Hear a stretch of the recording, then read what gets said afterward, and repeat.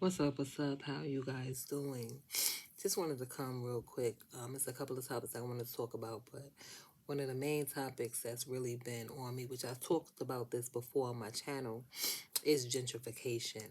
Um, that's a big thing that's going on right now in the urban areas, the cultured areas, the areas that us as black people have allowed to depreciate, and we've left an opportunity for others to come in and make basically our trash their treasure.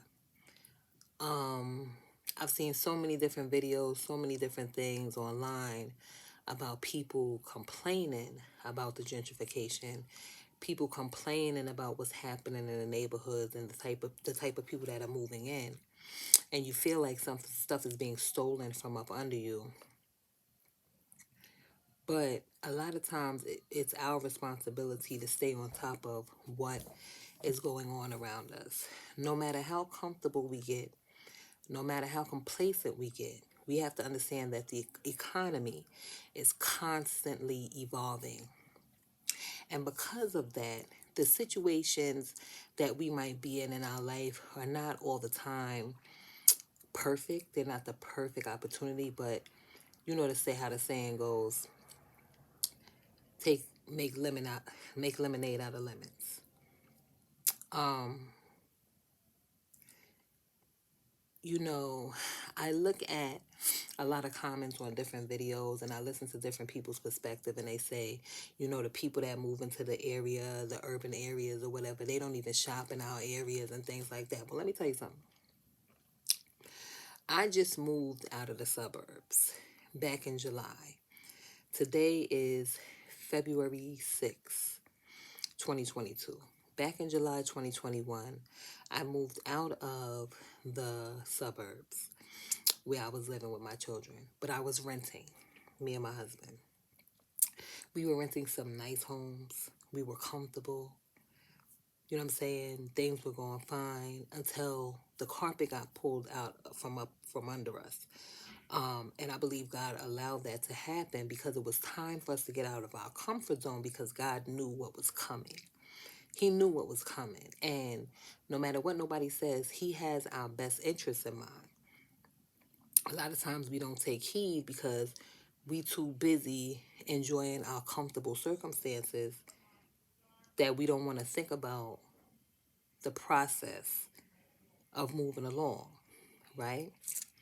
So, long story short, of course, moving over here, I'm in a more urban area. Me and my husband, we bought a home. We're in a more urban area, a more cultured area, and I love it because I really wanted to be more around my people, because I want to be able to give back to my community. And it would be, a lot of times, at the end of the day, it's needed. Black folks, we need the village. We need to be the village because our children need the village. And what I noticed was every store I went to was lacking. You go to the Family Dollar or the Dollar Tree, it's a mess. You walk in there, you could tell that the people that work there, they really don't care or put in the effort that needs to be put in, because it's a majority black area. I don't eat McDonald's all the time, but when I would go to the McDonald's, I noticed that the customer service was horrible, and the food was also. Different stores you go into, you just like, seriously, like y'all like we cry when people don't respect us, when people treat us a certain way, but you teach people how to treat you. And when somebody comes into your community, when somebody comes and they see all that is available to you that you're not taking advantage of, how can you get mad? If grandma and grandpa or mommy and daddy, if they left you property, if they left you, why not take care of it? And if you know you can't take care of it, sell it or give it or donate it to somebody who you know would need it, who would take care of it if you don't need it. Because obviously, if you have moved on and you're comfortable where you're at, right? You think the people on that block want to live on a block where the house is boarded up and trash in front of the place because you tend to your other property where you're comfortable and you don't really care and have no intentions about the property that was given to you? Do you think for one moment that's how people want to live? You wouldn't want to live like that. I'm pretty sure you living in a decent area. You got that property. You can't worry about that. Maybe for some financial reasons or something like that. I'm not going to judge nobody. But how would you feel if the house next door to you was abandoned and bringing down your property value? So now when people come in and they buying up the area, especially white folks, they not going to allow you. They're not gonna move into a place and just sit down on it. There's too much opportunity around. If the house next door to them is 20,000, they could afford to buy it and put their sister, brother, cousin, or whoever in it, or their young adult child. Why not? Because that's a start. Because even if you don't stay there later on, that's residual income. The village has not taught us. The village has not taught black people how to survive. We haven't not took the time out and said, okay, how am I'm leaving this legacy? How am I setting things up for my children? Let's stop playing a victim for a minute and think about what we need to do. A lot of times we take a lot of our experiences and the different things that we learn through life for granted, right? And we get comfortable in the next phase or what we might consider the higher phase of life, and we forget to look back. And it's not saying look back to where you come from to go back to live that lifestyle. No, we're talking about helping other people get there. The blessing is remembering where you came from and helping other people to get there. Because God did not allow you to get through or to go through what you went through to turn your back on other people. This is not a competition. It's not a competition. How can you say you want to see your people win and you don't never look back and help your brother or your sister? And I know sometimes it's hard because it's like, yo, you could lead a horse to the water, but you can't make them drink. I agree, 10,000%, because the Bible even tells us don't cast out pearls among swine. But it's very important for us as a people when we learn and when God deposits the wisdom and the knowledge. Because God, listen, the Holy Spirit is the best teacher. He will help you. At the end of the day, it ain't about being perfect and having your ducks in a row. He's just looking for a willing vessel. You know what I'm saying? And you go through things and you give God all the glory for what he's brought you through. Now he's brought you here. Lord, what can I do with this? Because your struggles and all that stuff is not in vain. Your mistakes, your mishaps, once you get through them, they're not in vain.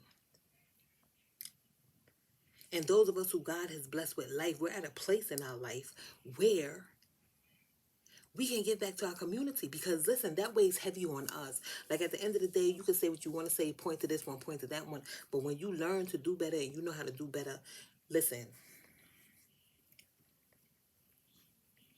I'm telling you, gentrification, everything nothing, it's not going to change no time soon. We got to stop worrying about fronting for Instagram, fronting for social media, and making it seem like we doing it when, again, the economy is constantly evolving. We spending time taking the pictures trying to make it look like we getting it. Trying to make it look like we got it. And we really ain't got it. Like we really lost in the source. You feel me? And I'm just saying, like, please do your investigation. Go back and read about the Great Migration. When the people from the South and, the North started coming. People from the South started coming to the North, black people, and they started getting decent jobs and buying their homes. And the white people, white flight, they left because they didn't want to live around us and all the redlining and all that.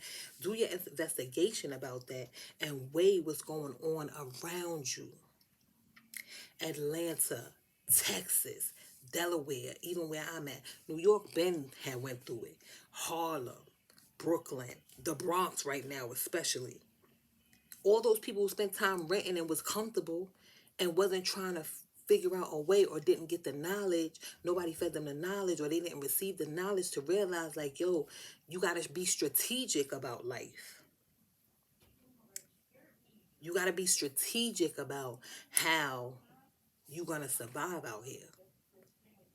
And you can't allow the system to control your life. You got to have hope, dreams, desires. You got to, because it says, my people perish for lack of knowledge. But there's also another saying, but you got to, like, have hope. You have to have a dream. You have to have something to look forward to push towards. Because there's other people looking at you. And then you don't want them to just look at you, but you want them to be inquisitive on how you made it. You don't want to go into the ground and be buried with so much.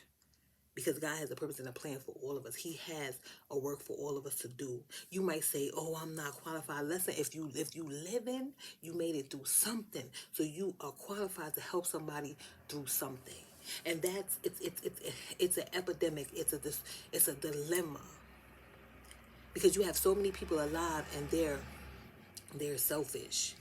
They only think about self. They don't think about the people coming behind them. And it's rough, yes, I know. You know, even with suicide, all the suicides that are happening now, that's because so much is on so many people. Because those of us who figured it out, a lot of people want us to carry them on our back. And we can't do that. We can't afford to do that. We can't afford to do that. You give them the information and you send them on their way. You let them know how to do it, what to do. I get a lot of information from people, and I ain't gonna lie, I be stuck. But it's like, yo, God, I need you to show me. And he does. He walks me through it. Even though a lot of times, like, my brain, I'll be like, yo, I got the illest brain fog. You know what I'm saying? But the Holy Spirit comes along and helps me along the way, because he promised to give me the desires of my heart. And he knows the desires of my heart is to enjoy the life that he gave me. So it's like, God, how do I enjoy this life that you gave me? And it takes wisdom. It takes understanding. It takes tracking with the Holy Spirit and following his lead and knowing that where he leads you, he's going to keep you. A lot of times we think that we have the answer. We have the prayer. We wait for God to give us the answer, and then we follow his direction, because there's so much that he has for us. I had somebody tell me, work smarter, not harder, sis. Do this, that, and the third. And even though she told me it very quickly and I was working while she was telling me, you know what I'm saying? I was like, yo, word up. Because I ain't going to lie, since we got this house, I got myself in a little debt. You know what I'm saying? Buying things and trying to make sure everybody comfortable, this, that, and the third. And God knows my heart. And I slipped up a little bit. And now I'm trying to catch myself and catch up and clean things up. But I can only do that with the help of the Holy Spirit, with him showing me how to clean things up and how to go about it. And he don't want us out here slaving for people. That's never been his will. The problem is that we always trying to figure out how to do it ourselves. You feel me? Like, we always in the flesh, trying to think that we have the answer. So a lot of us are burnt out. We tired mentally, physically, we drain. We not taking time out for ourselves. And in the process, we trying to look strong to everybody else. Y'all see me? I've been working. I ain't had no days off. This is my work clothes. My hair ain't done. Hat on. But I had to drop this message, because it was in my spirit to drop this for those who are able to see this. Like, yo, God got a plan. At the end of the day, I see the gentrification. I see everything that's going on. I know what's going on. You know what I'm saying? And because we follow God lead out of what we wanted to do, because this is not where we wanted to come to. But God was like, yo, just follow my lead. You feel me? Just follow my lead. So I just really wanted to share that with y'all. Do the research. You know, I'm going to do a series on gentrification coming to my channel soon. I would like to do a little documentary. Let me know what y'all see and where y'all at. But until then, y'all have a blessed day. This is me coming out of the Family Dollar. Okay? This is the Family Dollar in Wilmington, Delaware. Okay? This is where the Family Dollar is. And this abandoned shopping center okay? Where mostly black people come and shop, you know, and everything like that.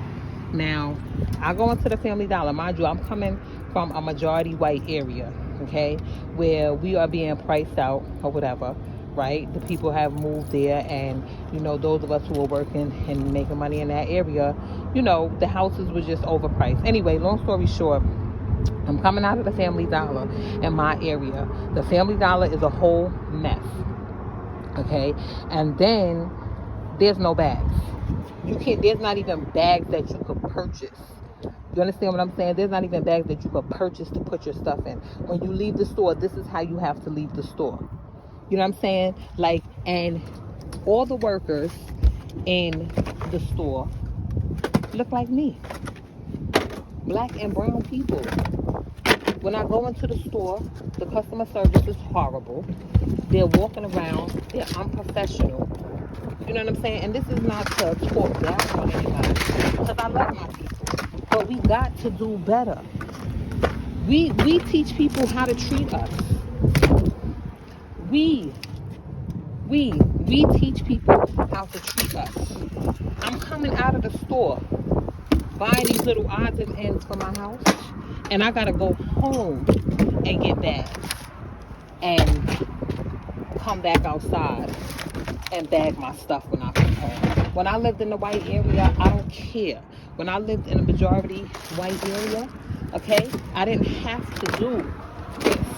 I did not have to, trust me, that wouldn't even last 2 days because they would complain and people would get on it. We have to do better as a people. We have to want to see better for ourselves. We have to respect ourselves and want to do better.